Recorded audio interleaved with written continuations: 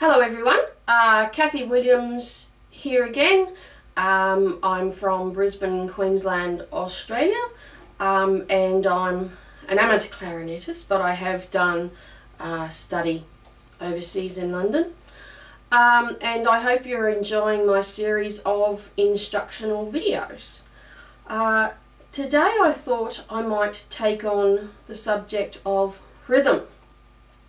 And this doesn't just apply to clarinet players, it does apply to every single musician, whether you're playing solo or in an ensemble, and especially in an ensemble.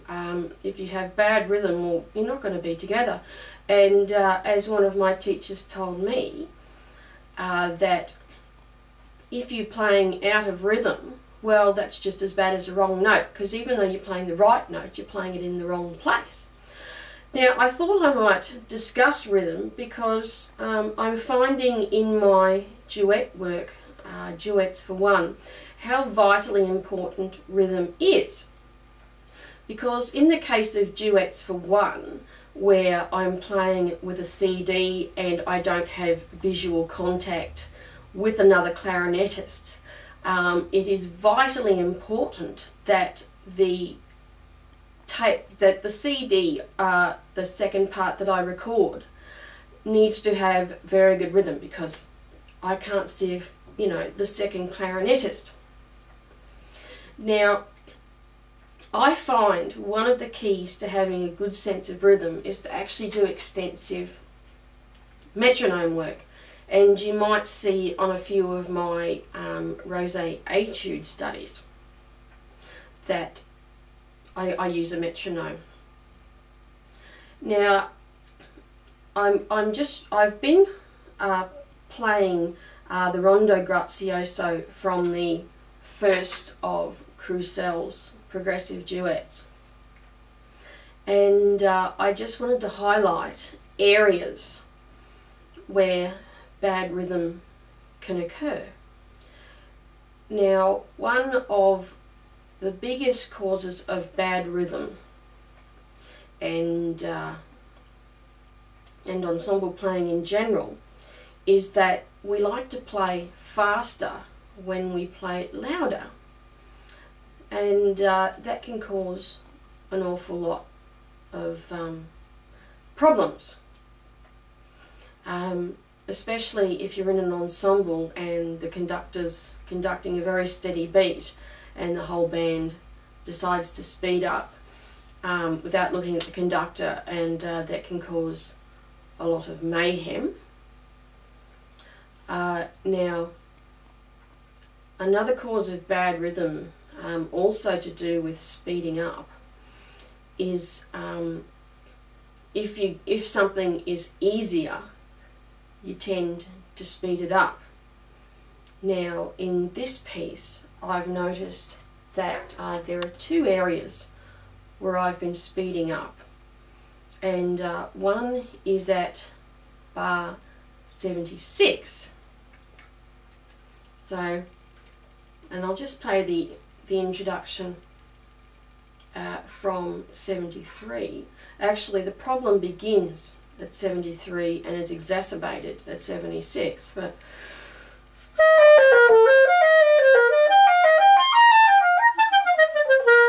now it's not the first part that's the problem, it's the second part. Now let me just cue that, just bear with me a second. Okay, so I've just queued up this passage from measures 73 to 77, and see if you can hear if I'm speeding up.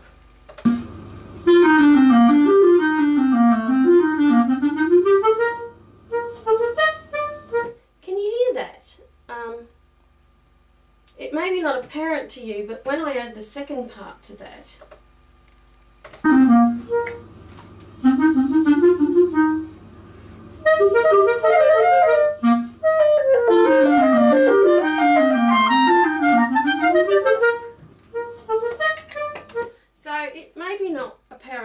too.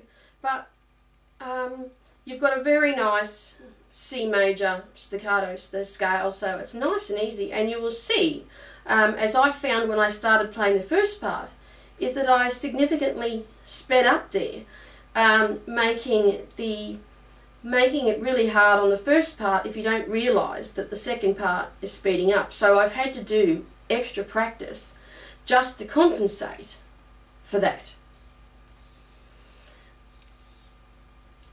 Now I'll just cue up the next part where the rhythm is slightly sus, because I've given you examples of where you can speed up and slow down, because you'll slow down when it's softer. That's a common problem.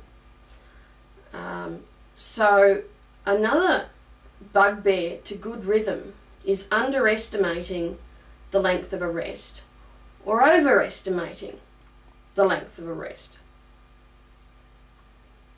So I'm going to cue up an example where I've had to be very careful of having too long a rest, which has made it difficult for me in the first part because I'm not sure of the rhythm unless I look at the second part and study it while the piece is playing.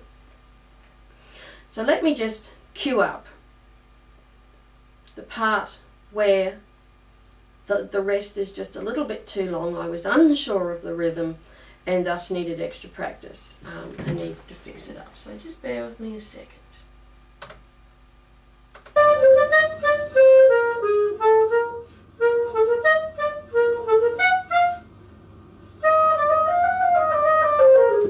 Okay, now that may not be immediately apparent to you.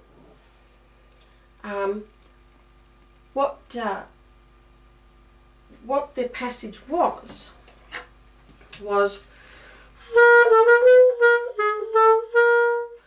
but if you listen closely,